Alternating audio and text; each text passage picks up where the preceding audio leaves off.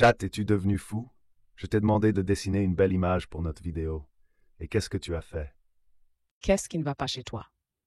Le sujet de la vidéo est les processus quantiques dans le corps. Qu'ai-je fait de mal? Avec ces chats bipèdes chauves en pantoufles mouillées, il y a toujours des collisions. Ah, pourquoi dois-je souffrir ainsi? Mais il n'y a rien à faire. Commençons.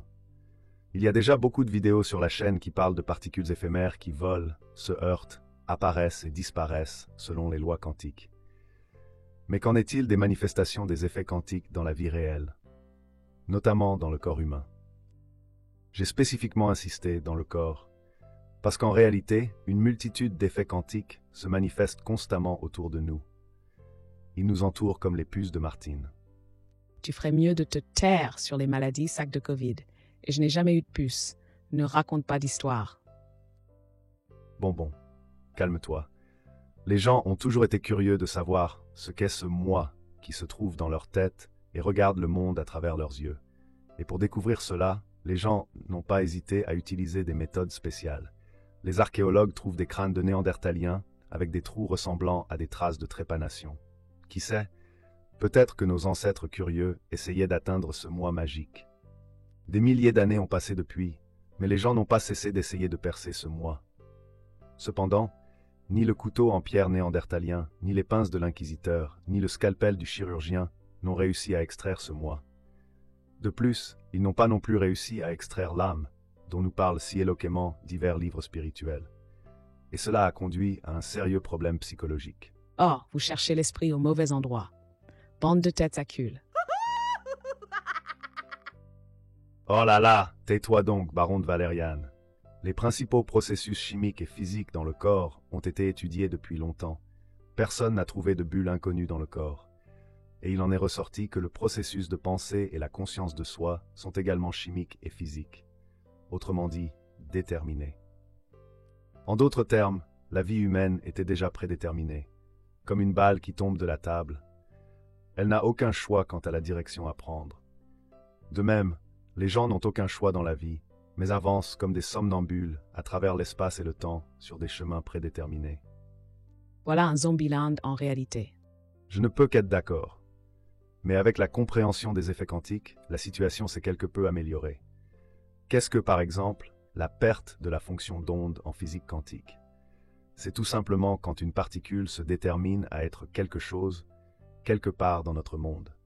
Donc théoriquement, si une telle particule se détermine quelque part dans notre cerveau, cela devrait également influencer notre comportement.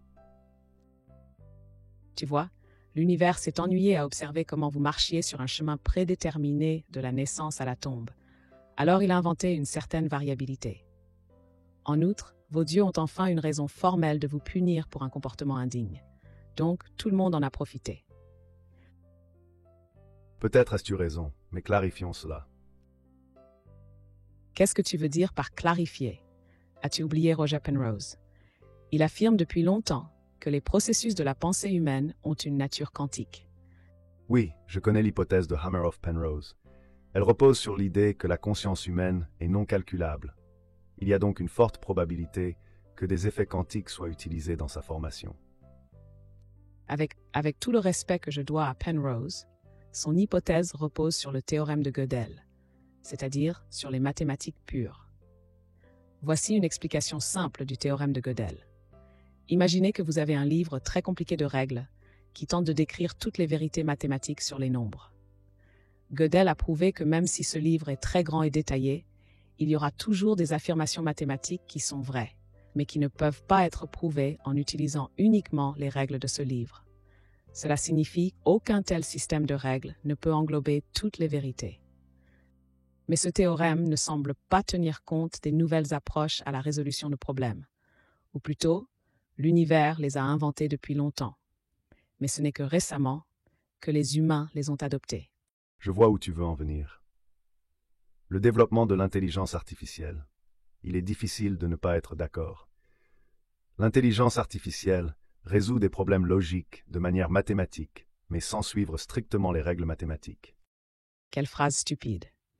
On voit tout de suite que tu es un grand maître du genre épistolaire. D'accord. Je vais mieux expliquer. Imaginons une sinusoïde dessinée, le graphique de la fonction i égale sinus x. Par exemple, nous avons ce graphique pour les angles de moins 360 à plus 360 degrés. Et il y a un problème de prolonger le graphique jusqu'à 370 degrés. Comment un mathématicien ordinaire aborderait-il le problème?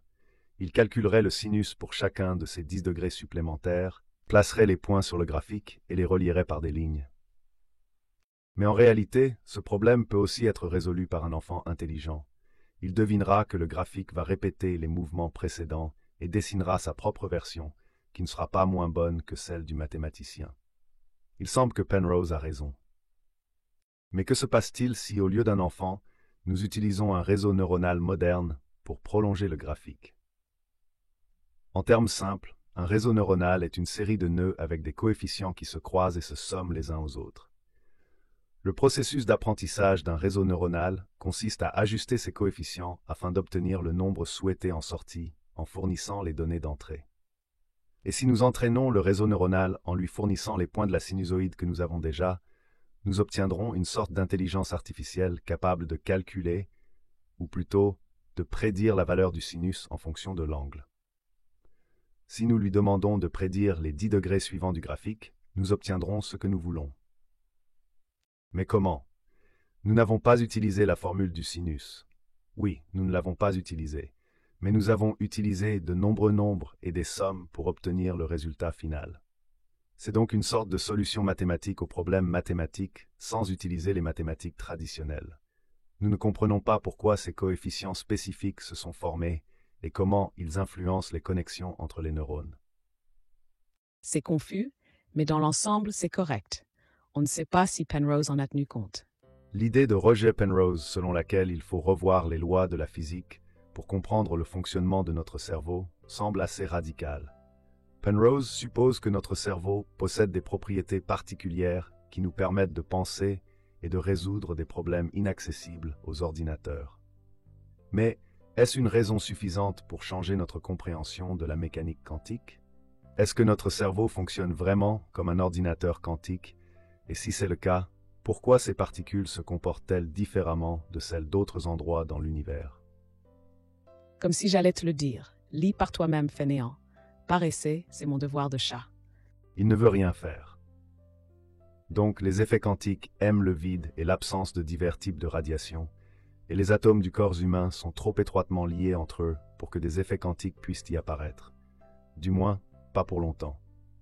Et la théorie neurobiologique communément admise affirme que nos pensées et nos représentations sont liées à l'activité de groupes de neurones dans le cerveau. Ce sont des sortes de groupes amicaux de neurones qui travaillent ensemble plus harmonieusement que d'autres neurones. Lorsque ces groupes sont actifs, leurs neurones fonctionnent plus rapidement que d'habitude.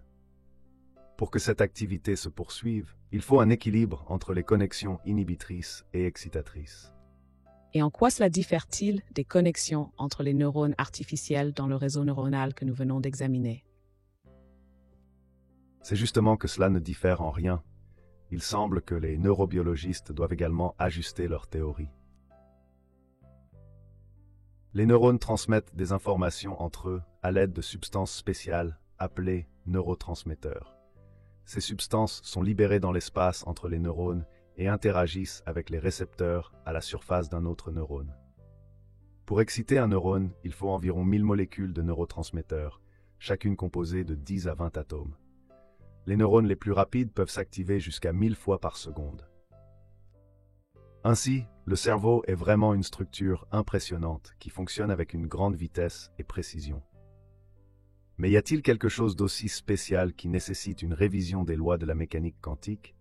Peut-être que les particularités de notre cerveau résident dans sa complexité et son unicité, plutôt que dans le fait qu'il fonctionne selon des principes qui échappent aux lois physiques habituelles. L'hypothèse de Penrose sur le cerveau comme ordinateur quantique est intéressante, mais elle nécessite des preuves plus solides pour être confirmée. Et tu sais ce qui est intéressant? Récemment, certaines preuves ont été trouvées. Tu parles des effets quantiques dans les microtubules? Oui, tu en as vraiment entendu parler? Quelle érudition surprenante pour un chat chauve. Tais-toi, scélérat, sinon je vais te raser aussi. Un neurone est une cellule dans notre cerveau qui, lorsqu'elle est activée, conduit une impulsion électrique à une vitesse pouvant atteindre 300 km/h. Cette impulsion est transportée par des ions sodium et potassium chargés positivement. Ils pénètrent à l'intérieur de la cellule par des canaux spécifiques dans la membrane qui s'ouvrent en réponse au changement de potentiel électrique. Lorsque le neurone est au repos, la tension entre son intérieur et son extérieur est de 7 centièmes de vol. Lorsqu'il est activé, cette tension diminue, permettant à environ 1 million d'atomes chargés de pénétrer dans le neurone. Pour que le cerveau fonctionne comme un ordinateur quantique, tous ces atomes devraient être dans un état de superposition, c'est-à-dire être simultanément à l'intérieur et à l'extérieur de la cellule. Dans ce cas, le neurone lui-même serait également en état de superposition entre l'activation et le repos. Mais la question se pose, combien de temps un neurone peut-il rester isolé de son environnement pour effectuer des calculs quantiques? L'axone est une longue extension du neurone qui transmet des signaux électriques à d'autres neurones. En 1999, l'astrophysicien suédois Max Tegmark a calculé que la superposition quantique des états d'un neurone dure très peu de temps, environ 10 à la puissance moins 20 secondes. Après cela, une décohérence se produit, c'est-à-dire que le neurone perd son état quantique et commence à interagir avec son environnement. Cela est reconnu même par Roger Penrose. Max Tegmark, dans son livre de 2014, Notre univers mathématique, à la recherche de la nature fondamentale de la réalité, note ce qui suit. Si je suppose que mes pensées sont le résultat de processus quantiques, elles devraient se produire avant que la décohérence quantique ne se produise, c'est-à-dire que je devrais penser à une vitesse de 10 000 milliards de pensées par seconde. Peut-être que Roger Penrose est capable de penser aussi vite, mais pas moi. Ce Max être piquant. Je ressens même une certaine jalousie. Oh non, même 10 Tegmark ne pourrait pas rivaliser avec toi. De plus, ton atout est de pisser sur les pantoufles à la moindre offense. Personne ne peut surpasser cela. Encore une fois, tu t'es attiré la poisse toi-même. Aïe! Oh, tu vas te prendre une saucisse sur la figure pour tes blagues. Mais revenons à notre conscience insondable. Ainsi, malgré les critiques de son hypothèse, Penrose ne l'a pas rejetée. Il a supposé que des effets quantiques se produisent dans les microtubules. Les microtubules sont de longs polymères présents dans certaines cellules du corps. Ils sont disposés sous forme de structures tubulaires d'un diamètre extérieur d'environ 25 nanomètres. Les microtubules se trouvent dans toutes les cellules du corps, et pas seulement dans les neurones. Ils participent à la division cellulaire, organisent l'espace à l'intérieur des cellules et facilitent le déplacement des substances à l'intérieur de celles-ci. Dans le cerveau, les calculs quantiques ne sont possibles que dans les microtubules du corps du neurone et de ses dendrites, mais pas dans les axones où les microtubules sont trop ordonnés. Te souviens-tu du torrent de critiques qui s'est élevé en réponse à cette supposition de Penrose? Oh oui. Différents scientifiques ont démoli son hypothèse. Je ne vais pas énumérer tous les arguments avancés contre l'idée du chercheur. Je dirais simplement que récemment, des informations ont émergé selon lesquelles certaines recherches suggèrent que des effets quantiques plus durables dans les microtubules pourraient être possibles. Il n'y a pas encore de données officielles, alors laissons cette question en suspens pour le moment. Oui, je suis d'accord. Même les idées les plus bizarres de Penrose ont la capacité de se réaliser. Veux-tu que je te surprenne vraiment? Comment? Tu vas trouver un travail? Je ne crois pas au conte de fées. Continue à me chercher des noises, et je te mettrai en charge de chasser les souris dans un entrepôt. Dis-moi, savais-tu que l'imagerie par résonance magnétique, ou IRM, est basée sur le phénomène de résonance magnétique nucléaire? Ce même phénomène est utilisé pour contrôler les qubits dans les ordinateurs quantiques. Pendant la procédure, l'appareil crée un puissant champ magnétique qui aligne les spins des atomes d'hydrogène dans ton cerveau. Il en résulte que ton cerveau se transforme en quelque sorte en ordinateur quantique. Cependant, personne n'a encore réussi à effectuer des calculs dans cet état qui serait impossible pour un ordinateur classique. Ou peut-être que personne n'a simplement essayé. Mais pour les calculs quantiques, il est important non seulement d'aligner les qubits, mais aussi de les entremêler correctement entre eux. Si les neurones du cerveau étaient quantiquement entremêlés, l'IRM pourrait influencer leur fonctionnement. Mais en pratique, cela ne se produit pas. Donc, tu voulais me surprendre en me disant que tu ne commences même pas à penser sous l'influence d'un champ magnétique? L'humanité n'a pas assez d'énergie pour te faire penser. Tu ne te mettrais même pas en mouvement sous l'effet d'une explosion nucléaire. Regarde qui parle. Toi-même, parfois, il faut te porter jusqu'à ta gamelle, car tu as la flemme d'y aller toi-même. Et les curiosités de l'IRM ne s'arrêtent pas là. En 2022, des neurobiologistes ont rapporté des résultats d'IRM expérimentales qui suggéraient une possible intrication quantique des spins des protons nucléaires de l'eau dans le cerveau humain. Cependant, ces résultats sont ambigus, et même si de telles fonctions cérébrales existent et participent à la conscience, leur rôle exact et leur nature restent inconnus. Par conséquent, il est plus probable que le cerveau fonctionne comme un ordinateur classique, obéissant aux lois de la mécanique newtonienne et de la thermodynamique. Tu es vraiment une source de mèmes aujourd'hui. Personne n'a jamais mieux décrit l'état classique humain. L'urine est montée à la tête. L'idée de la conscience quantique est probablement un mythe. Ce n'est peut-être pas plus mal. En effet, un ordinateur quantique résout rapidement des problèmes liés à l'exploration et à l'analyse de nombreuses options. Cependant, en mécanique quantique, il existe une interdiction du clonage d'état. Il est impossible d'obtenir des informations sur l'état d'un système sans le modifier. Si la conscience était quantique, il serait impossible de la copier sur un support électronique, car la mesure détruirait la superposition. Si la conscience a une nature classique, alors nous pourrions créer une carte détaillée des connexions neuronales du cerveau et en créer un analogue artificiel. Cela ne signifie pas nécessairement que nous obtiendrons l'immortalité numérique, mais ce serait un premier pas dans cette direction. Donc qui sait ce qui serait mieux pour nous? Rester des zombies sans possibilité de libre arbitre, mais avec la possibilité de créer notre propre copie et de vivre éternellement dans un monde virtuel? Ou être quantiquement imprévisible, libre, mais rester mortel et incapable de copier notre conscience? C'est en effet un dilemme. Qui sait, peut-être que Penrose finira par nous l'expliquer un jour. Mais tu ne sais pas encore tout. Penrose et Hameroff suggèrent que le cerveau humain est connecté à l'ensemble de l'univers et que le fonctionnement du cerveau influence l'univers. Que penses-tu de cette information? Quoi, tu as perdu connaissance à cause de la surprise? Eh bien, rien d'étonnant. Toutes ces réflexions pourraient encore nous réserver des surprises.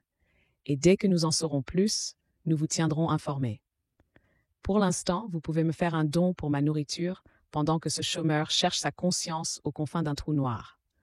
Le lien pour les dons est dans la description sous la vidéo. À bientôt.